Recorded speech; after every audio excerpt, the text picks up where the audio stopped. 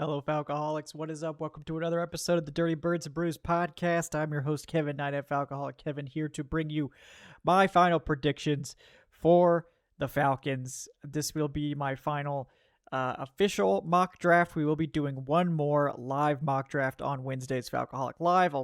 We should be having Eric Robinson and Adnan Ikic joining us for that one. So that one won't just be mine. That'll be a collaborative final prediction sort of mock draft. But I did a mock on Monday where I did some trades for those that like the trade mock drafts. I know there's two factions, some that like entertaining trades and some that absolutely hate it. So if you hate trades, this is the mock for you. There will be no trades in this mock, and we'll take a look at some of the possibilities and discuss some of the final sort of notes about this process, some of the final things that I want to touch on before we get to the draft itself. And we'll cover anything, emerging that happens on Wednesday. I'm sure most of you will be watching this on Tuesday or Wednesday morning. So it's an exciting time. It did come down, of course, before we get into the mock, that there will not be any punishment levied on the Falcons in the 2024 draft. The league, as expected and as I tried to tell people, it's very unlikely that there was going to be any picks taken away in the 2024 draft like 3 days before the draft. That is not something the NFL wants to do. They don't really want to mess up the product like that, or mess up the teams in that way. This doesn't mean that the Falcons are out of the water in terms of the tampering. The investigation is ongoing. They are, I think, likely to be docked something. We'll see what that is, but it's not going to happen during or before the 2024 draft, which means it will involve 2025 and potentially 2026 draft compensation picks, what have you.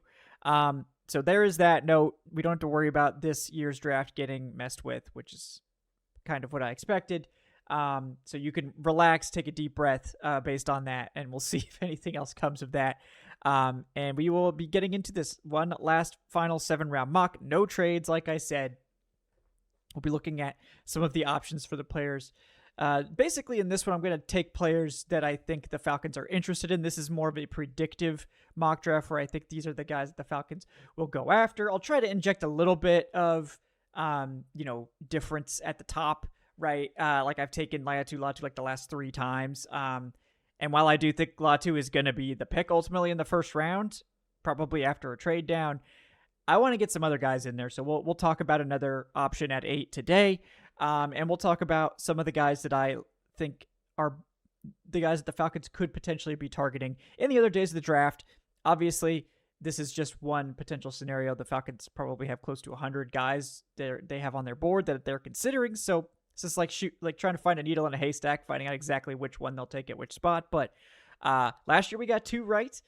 So we'll hope for, if I can get 1 right, then I'll be pretty happy. That's usually how this goes. But still, these are the guys that the Falcons have shown some interest in that I believe the team is interested in. We'll see if anything materializes in terms of actually drafting them. But this is going to be my predictive best guess sort of mock.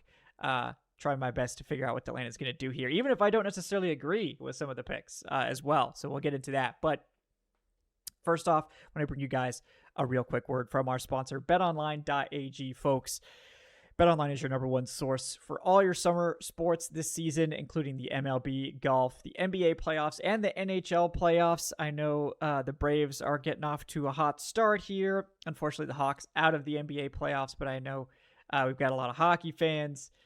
Golf is in full swing, pun intended, as well. So you can definitely check that out and get the latest stats, news, and scores available online as you follow your favorite teams on their path to the playoffs and beyond. You can get the latest odds and lines, including the latest team matchups, player props, and odds on just about every sport out there. So what are you waiting for, folks? Head to that website today, betonline.ag, or use your mobile device to get in on the action. BetOnline, where the game starts. Okay, so for today's mock, like I said, we're going to go through without making any trades. So we're going to keep the Falcons' current selection of picks, which is 8 total picks. 1 first rounder, 1 second rounder, 2 thirds, a 4th, a 5th, and 2 sixths. So we'll go through those. And, real quick, like just some stuff to touch on. I know there's a lot of stuff that gets posted at this time of year. I would say maybe 10% of what you're going to hear between, yesterday, Monday, and Thursday, the draft start time, probably 10% of it is true. The rest is smokescreen. The rest is just distraction. teams talking, teams leaking, trying to influence stuff. This is all a big game, like, honestly. So treat it that way. Treat everything with skepticism. But you also know there's probably a nugget of truth in there somewhere. You just have to find where it is. So good luck figuring that out. That's part of the fun. But I know there's some, belief that the Falcons have already decided who they're taking. That's just not true. That's not how this process works. Unless you're picking like number 1 or number 2 overall, because I think at this point we pretty much know who's going number 1. So the first couple teams can probably have a good idea about who they're going to take. But at pick 8, there are so many permutations of what could happen. There's so many ways things can get chaotic. We could see 6 quarterbacks just go, which probably not going to happen before 8, right? But any like crazy stuff has and will happen. So the Falcons have their board set. I can tell you that. Like, they have figured out their board. They have their players stacked. Fontenot gave a great pre-draft press conference today where he actually got into their process a little bit, and it's very illuminating for those that weren't familiar with what the Falcons do, which is they basically tier players into categories. They have, like, he just gave some examples. I don't know that these are in order or anything, but it was like, impact players, elite players, plus starters, impact, rotational starters, and so on and so forth. And they have the players grouped into these categories, and they basically so that's how they determine the best players available, right? They look at these categories and they try to see who's, do we have any guys available in this top category? No. Okay, we go to the next one, and so on. How need plays in, because Fontenot mentioned specifically, we go best player available for us. And part of that is that the Falcons have their own draft board, as does every other NFL team. And they have their own set of rankings on these players. So they don't really care what anybody else thinks because they have an entire scouting staff that makes their board. They don't really care what the other teams believe, insofar as they care in terms of determining who might be available when, but they don't rank based on other teams. So what they will do is, if they have players that are in the same tier, so like say we're sitting at 8 and they have, one player in the impact category, and they've got, 3 or 4 players that they like in that elite category. And according to what Fontenot said, in most scenarios, they would take the impact player because that is the best player available. There's no one else really in that category. We're just going to go and take him. But if there's 3 players, say in the elite category, that are all on the board, and that's, what they have available, they will use need to determine sort of which direction they go. It's kind of like a tiebreaker for them. Okay, we have these guys in a similar bucket. Let's, okay, so we've got an edge rusher in here, we've got a wide receiver in here, and we've got an offensive tackle in here. Okay, well, we need the edge rusher the most, so we'll take the edge rusher because we have these guys kind of ranked similarly. That's kind of their process. I believe that's probably pretty close to what they do. So, that does mean that they don't have a pick in mind. They haven't filled out the card. They're not just waiting for 8. They haven't decided who they're taking yet. I'm sure that there's factions in the draft room that have a favorite. I obviously have a favorite. I guarantee scouts have favorites, coaches have favorites, and so on. They'll get to 8 and they'll make a decision based on the board that they've collaboratively made, or they will trade. And the other thing that Fontenot mentioned today is that the Falcons are fielding a lot of calls. They're engaging in a lot of conversations. They're talking to a lot of teams. They're trying to sort of narrow it down and figure out who's serious. And we probably, and basically what Fontenot said is this is exploratory. They're trying to figure out who is serious and who's offering, compensation that's probably worthy of their time. But they won't know who's actually going to be interested in trading up until they see who's on the board at pick 8. And again, that's why I say nothing's set in stone, because what if something crazy happens? They might have a better offer from certain teams. If a quarterback falls, that could change things. If wide receiver falls, if Joe Alt falls, whatever. That's all very much in play. It's all, just we'll see what happens. So nothing is set in stone. The stuff I'm going to say in terms of I think it's going to be this guy or that guy, that's not a guarantee, because there's not really any guarantees in this. It's more, that's sort of the read that I'm getting, is that this is someone they really like. This considering, but again, there's not any sure things yet, and honestly, they haven't made any decisions yet aside from stacking their board. Now, I guarantee you they have the edge rushers ranked, right? They have finished their rankings for the edge rushers. They've finished their rankings for everybody. The board is stacked, but have they decided, they probably won't know who the actual player they're going to take is until they get to 8 and see how their tiers and stuff stack up. So just something to keep in mind. That if you hear anything about, the Falcons are definitely taking this player, It's not true. They could take that player, but it's not that they haven't decided that as of today. They won't have decided until pick 8. So it's just, a lot of people like to make predictions. I always try to be clear. When I make a prediction, it's not like I'm not saying that this is what the team has told me. They've said they're taking this guy at 8. No, because they would never tell anyone that. And if they did, they would be stupid to do so. So, I mean, maybe there's a chance that there is somebody stupid enough to do that, but it's not something that happens. And we're all just guessing, and that's part of the fun. That's why it's fun. We don't know who's going to be picked unless you're got the number 1 overall pick. You probably don't know exactly who you're going to take. Even Commanders fans are still questioning whether it's going to be Jaden Daniels or Drake May, even though they have the number 2 pick. So it's a fun time. It's a wild time, but don't get caught up in, freaking out because somebody said, oh, the Falcons are taking X player at 8. You can mark it down in pen because, maybe they will take that player, but I guarantee you it's not because the team has already decided they're taking that player. And we'll see. But, getting to the actual mock draft itself, at pick 8, I do believe that the Falcons are going to trade down. I think that they will have offers, plenty of them. And it really just depends on, is it a quarterback? Is it a wide receiver or Joe Alt that fall there? That will determine who. Me personally, I would be watching the Raiders in particular. I think the Raiders are the team that is desperate enough for Michael Penix.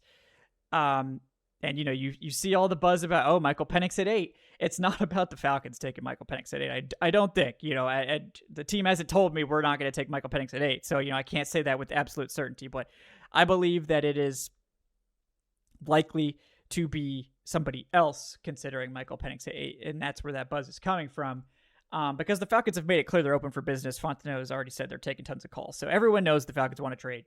I believe they will. I believe they will find a trade partner. I don't know which teams. I think, the Jets at 10, the Broncos at 12, the Raiders at 13, and then gets into like a different tier, right? The Colts at 15 and the Rams at 19. Those are sort of the bigger trade downs. I think 13 with the Raiders is the one to watch because the Raiders have a second round pick that the Jets don't have, that the Broncos don't have.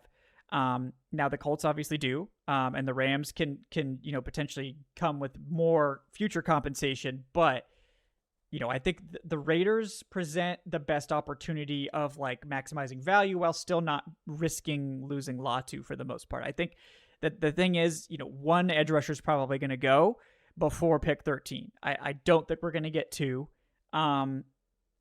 And even if there were 2, you're still going to have the third edge rusher, whoever that is. And honestly, Chicago is probably most likely to take Verse of anyone because of their scheme. So we'll see what happens with that. But I don't think the Falcons have to worry too much about losing Latu before pick 14. I think the Saints at 14 are the next team that could realistically go after an edge rusher high. But even them, I think they're not likely to do it because they desperately need a tackle. So, it's an interesting situation. But let's say that for whatever reason, the Falcons can't trade down. I do think that Latu is arguably their top target. I don't know if they would take him at 8 or if they couldn't get a deal done. I think this is a spot where they could go Rome Odunze, right? They could go for the best player on their board. If they have Rome Odunze like tiered in that next tier of like, he's an impact guy, and we think like, Dallas Turner and Laiatu Latu are more like elite players, they could easily go for Dunze. There's been some buzz about Byron Murphy. I don't think that's particularly likely at 8, but there could be something to that. And Joe Alt. I think if Joe Alt falls and they can't get a deal done, I think that's a blue chip tackle like that. It's hard to pass that up because it gives you so much flexibility with Matthews, with Caleb McGarry, and like that is not something that's super far away. So, and you're probably like, this is, if you're going to get a blue chip tackle prospect, this is your best chance to do so. So if that falls into your lap and nobody wants to trade up for him, that is something I think you should not discount as a possibility. But all that being said, and because I've drafted Latu like 15,000 times, we're going to go with Dallas Turner here at 8, because I think if they do stick and pick at 8, Dallas Turner is probably the one that they would go for.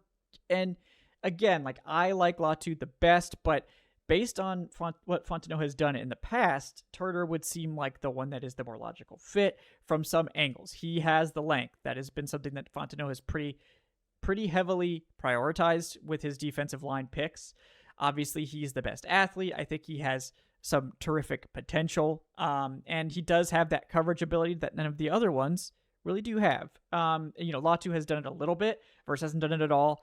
But I don't really think the coverage is that important. But if you're looking at it from that angle, that is an option. And look, Turner has a lot of technical work to do. He's got some stuff to catch up on. He needs to get stronger and play the run better. And he's going to take longer to come to pass. Like, he's going to take longer to hit his stride than these other two guys.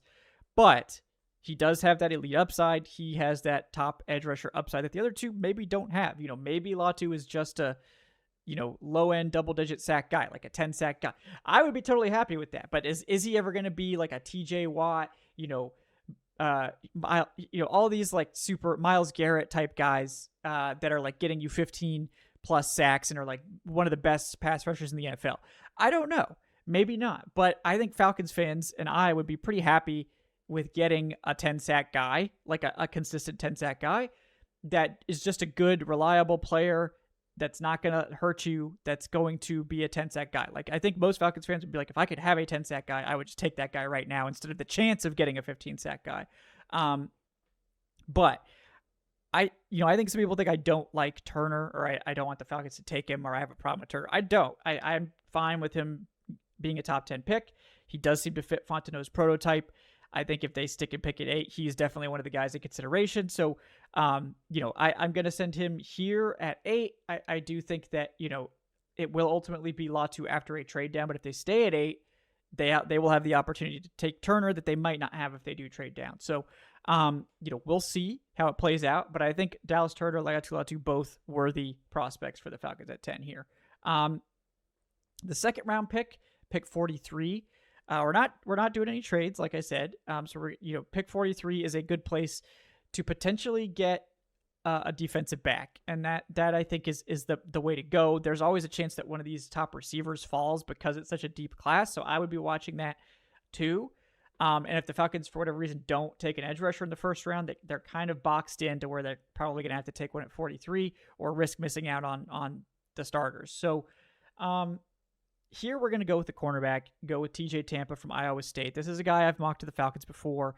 I just think he's a great fit. And the Falcons, I think, need other options at corner. We don't know what the long-term plan is with Terrell, whether he's going to get an extension or he's going to, play out the year on the option and then get a tag and trade, or he could get an extension next year. We don't know, but the Falcons need a starter opposite Terrell now, and they also need long-term options in case they don't want to pay Terrell. So getting, a high, like a good cornerback that could potentially become a starter and a, cornerback 2, cornerback 1 even eventually, I think TJ Tampa is a good option here. I think he's great for this zone-heavy coverage that the Falcons are going to run. He's big and long. He's aggressive. He disrupts routes. He gets his hands on a ton of passes. Very fluid mover, good athlete. I think he's got great instincts for the football, and I think he's physical. He's a good tackler. He also has played the slot. So if the Falcons want to move guys around and do stuff, he can play the slot as well. I just think he's a good fit. I think he makes a ton of sense for this team. And I think this is the one corner that I think is likely to be at 43 as well, like reliably. So I think this is one I would definitely circle as a real possibility here at 43. Moving on to pick 74 in the third round. This is the one that I was alluding to that I don't personally agree with, but I think there's a little too much smoke around this possibility to ignore it. I've basically ignored it for a long time, and I feel like I have to at least entertain the possibility. So for this mock, one of my final two will do it, which is the Falcons taking Spencer Rattler from South Carolina here at 74. And it's a controversial pick. Again, I think this is a predictive pick, not necessarily a pick I would make. But look, the Falcons have been super public about their desire to add a quarterback 3, behind Kirk Cousins and Taylor Heineke. They've looked extensively at Michael Penix, right? And they've also looked extensively at Spencer Rattler. And while I think the Penix interest is legit, like I do think they like Penix, I don't think they're gonna be able to draft him, where they would be considering drafting him. Maybe if they traded down again and all this stuff, maybe they would consider him. I don't think the Falcons view that as enough of a need to take him over the top prospects. Again, I think you look at Penix as a guy that has potential, but it just doesn't make a lot of sense with the timeline of Kirk and all this stuff that they're going to spend a top 10 pick on a quarterback. It just doesn't make any sense to me. So I think the other one to consider is Rattler, who they've also spent a lot of time on. He will be available in this sort of mid to late day 2 range. And I think this is a big potential pick here. And look, Rattler's had an up and down career. You guys all know that. But he had the early exciting flashes at Oklahoma, had the struggles, had to transfer to South Carolina, had a mediocre year last year, but finished with a pretty good season this year. This is not the same Rattler from all those years ago. I think he's improved his game a lot. I think he's no longer this like wild, unhinged, gunslinger guy. I think he does take care of the football a lot better, and he was in a tough spot with that South Carolina supporting cast. It was not a good offensive line. It was not a great receiving core outside of Xavier Legette. So he's had to deal with some struggles. I think he's improved a lot. I think he's matured a lot, and I think that could make him a very good backup quarterback. I just don't know what plus traits are really here. He's small. He's 6'2", that's smaller than you want. I think his arm is kind of average. I mean, he has some good throws on tape, but I just don't think it's that dynamic, and he's not a great athlete either. He ran almost a 5-second 40. He does not have that dynamic athleticism. He's good at making plays outside of structure. He just doesn't have the athleticism to really succeed. I just don't really see starting quarterback potential here. He kind of is just Taylor Heineke to me, except Taylor Heineke's a lot more athletic. So to me personally, I don't see the point of Spencer Rattler. I think that he's probably going to be a good backup. I think his maturity is obviously a big thing that teams like, but he's small. He doesn't have enough plus traits that you're looking at him as a potential starter. So I just don't agree with drafting a backup quarterback that has the ceiling of a backup quarterback on day 2. I think that's more of a day 3 thing. But I think there's too much smoke here for the Falcons for this to not have at least some legs. So I thought I should get it in here just, because. But I would pass. I would pass on adding a quarterback at this point. I would, wait and see if there's anyone interesting on day 3, but probably just sign someone in free agency later to be the quarterback 3 and just sort of punt on that. I don't know that the Falcons will do that. So that's my take there. Next pick, which is pick 79, just a few picks later in the 3rd round, we've got wide receiver Malik Washington from Virginia, who you guys know, one of my favorite players in this draft. I've never been quiet about my love for him. And I don't think you can depend on Rondale Moore being a starter for you. I like Rondale Moore. I know the team has talked him up. I think he's very intriguing, but I think he might just be a wide receiver 4 type of guy. That sort of creative usage, gadget player type of guy. So I think the Falcons would be wise to get sort of a high volume slot target, somebody that can take all those targets and make an impact there if Rondale Moore isn't really that starter that you're looking for.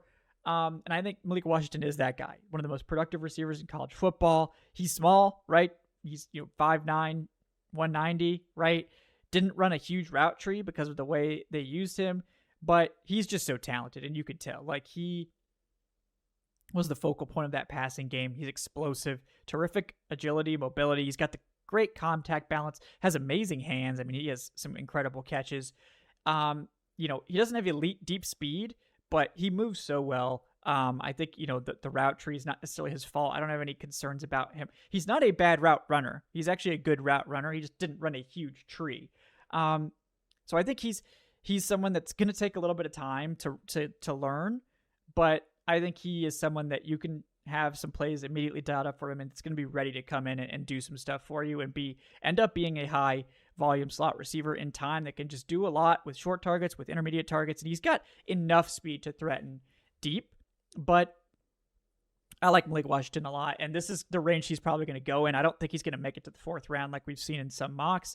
I think if you want him, you're going to have to take him here, and I'm not afraid to do that whatsoever. I love Malik Washington. The Falcons have shown some interest in him, so I would love to get him here in Atlanta. All right, moving on to day 3. Here in round 4, pick 109, this is safety here, Malik Mustafa from Wake Forest, who I like a lot. I figured out I had not gotten into a draft yet, so I was like, okay, we got to do this. Safety's a spot where I'd love to take a player earlier, and honestly, like if they don't take a quarterback, that's a great spot for a safety there instead. Also an interior defensive lineman could potentially be in play there if they do trade down and pick up another pick, Like if they could get Tyler Nubin and TJ Tampa in the second round with like an extra second round pick from the Raiders, that would be a home run where you just completely change your secondary. But as it stands, no trades, right? I like Malik Mustafa. I think he is a very good player. He's a little bit limited in terms of his role right now. He is a really good box safety, ultra aggressive, Punisher type player. He's got solid deep speed. Like it's fairly average in terms of the deep speed, around a 4.5, right? But he has some elite jumps. He's a really quick, decisive mover. Again, super aggressive. He's a little small, right? 5'10 or 5'10", 210. So he's thick, but he's a little small. And his coverage is a work in progress. Like he's developing the instincts. He's prone to some false steps. He doesn't necessarily read stuff super well. He leaves a little bit too much space in his zone drops. But man, his play speed and demeanor, you could tell this is a guy that if you get him right in the coverage, this is an impact player. Like this is a guy that is a playmaker. I think this is a guy that's going to be a box player to start. And I think, again, that's someone that's going to be a special teams contributor and someone that can play in base packages as like a third safety and that sort of stuff. But I think with his athletic talent and his ability and his, aggressiveness, I think this is a guy that can develop into a starter. I think this is a very possible starter. It's just going to take a little bit of time, but the Falcons do have DeMarco Hellams too. I think Malik Mustafa in time could be a starter in this defense, but he's someone that can contribute early on as well. And I think that's what you're looking for in a round 4 pick, someone that can hopefully become a starter, but for now he's got a role for you. And I think he would have an immediate role for this Falcons defense. Moving to round 5, there's a lot of guys I like in this range. This is actually a good draft for this 5th round area. One I keep coming back to, though, wide receiver Luke McCaffrey from Rice. This is such a good fit. The Falcons don't necessarily have to keep getting more receivers, but this is a good class, and this is sort of where that strong part of this receiving class still is. Like Luke McCaffrey, I think in some classes could be a day 2 pick. Like just you look at the traits, the athleticism, all that stuff. He's not necessarily like, he doesn't have the elite, overall athleticism of like Christian McCaffrey, right? But he has great movement skills. He's got good size, right? 6'2", 202. He's got the build to potentially be an inside-outside guy, although I think right now he's more of a slot receiver. He's got great hands, super physical, can survive those contested catches, work the middle of the field. But I think he's only played wide receiver for a couple years, former quarterback convert. I think this is a guy that's probably going to have a quieter rookie season. He could do some things for you. And again, I think his ability to potentially back up outside and inside is going to help keep him on the roster. But I think this is a guy that absolutely has wide receiver 3 type upside. And if you can get that in the 5th round and get a contributing wide receiver, I think you're pretty happy. And I think between him and Malik Washington, you've got 2 young, sort of high upside guys that you can work into your offense. Malik Washington, I think, will be able to immediately contribute. McCaffrey might take a little bit longer, but these are 2 guys, and I think this is the draft to do it, to double dip on receiver and start making headway there. That you it's a position that the Falcons have neglected for many years. So I think this is the time to do it in this deep class. Round 6, pick 187, 2 more picks to go. Penultimate pick here. This is a guy that I kind of have been curious about, and I think that I saw that the Falcons have actually looked into him a bit. I think this is the type of guy that this coaching staff has a lot of emphasis on the secondary and developing guys would like. And that's defensive back Jalen Simpson from Auburn. And I call him a defensive back because that's what he is. He's not really just a safety or a corner. He's a unique guy, super long, but kind of small. Like also, over 32-inch arms, which is tremendous length for the secondary. Just 6 foot, 179, so very light. Played safety this year for Auburn, and again, that came with its own set of challenges against the run in particular. But absolute ball hawk, good speed, elite jumps and short area quickness. 4 interceptions in 2023, 2 in 2022. He's played a lot of corner, and this year he played a lot of safety. So this is a guy that has that flexibility to fill multiple roles, can be that sort of ideal depth piece for you. I think you're going to eventually want him to pick one or the other as his primary position. It's nice that he has the flexibility to play both if needed and be that kind of hybrid guy. I do think Simpson's probably a corner given his size. but I think he could be a very good outside corner. He's got that length. He's got the movement skills. He just needs to add a little bit of weight and get a little bit more comfortable in coverage and a couple of things like that. Really, I think it's like the run support is the big thing. And I think moving him to outside corner, that's not going to be as big of a problem as a safety, right? He needs to pack on mass. He needs to continue developing. But this is a guy that I think has intriguing potential. And this is the type of prospect I think this very secondary heavy coaching staff is going to really appreciate and want to get their hands on. And then we're going to go with one of my favorites here at pick 197. I think it's still kind of criminal that he's being mocked in this range or just going undrafted a lot. And that's Fabian Lovett Sr. from Florida State. Again, like this, I would really like to get another interior defensive lineman in here before this, but if this is the only one they can add, I think he will make a big impact for pick 197. Fabian Lovett checks all the boxes for me. He's big, he's strong, he's got crazy long arms, like 35.5-inch arms. That is absolutely wild for an interior defensive lineman. He's a dominant run defender. He eats up space. He takes on double teams. He is the run plugging nose that this team needs. And he's not going to cost them an arm and a leg. And I think he's going to be a good fit. Funny enough, I think Lance Zierlein's comp for him was Eddie Goldman, which is hilarious. I just don't trust that Eddie Goldman's going to make it to the season. Maybe he will. That would be great. I'd be into that for sure. If he's ready to play and he's healthy and all that stuff, that's great. But I don't think you can depend on that. And, I think with this 3-4, you really do need to make sure you have a run plugging nose in there to free up your other guys. And I love Fabian Lovett. He can play a little bit of other stuff too. He doesn't just have to play nose. He's not a flashy player. He's not a pass rusher. He does the dirty work on early downs. He eats up those blocks. Very powerful, very hard to displace. Does a great job at what he's asked to do. He just doesn't generate pressure. I think he's just not a stat stuffer, doesn't have a ton of production and all that, but measurables wise, work ethic wise, I love Fabian Lovett Sr. I think he's the type of guy this team would covet from a character standpoint, from just a role filling standpoint. And look, this is a guy that's probably going to play a good number of snaps for you right away as a late 6th round pick. Make it happen. Like, we don't need to mess around trying to take a bunch of developmental guys everywhere. Just get the good run defending nose tackle that everybody else seems to devalue. Get that guy in here. Fine. Fill that hole on your team with a 6th round pick and be pretty happy. That's my takeaway on that one. But that is the draft, guys.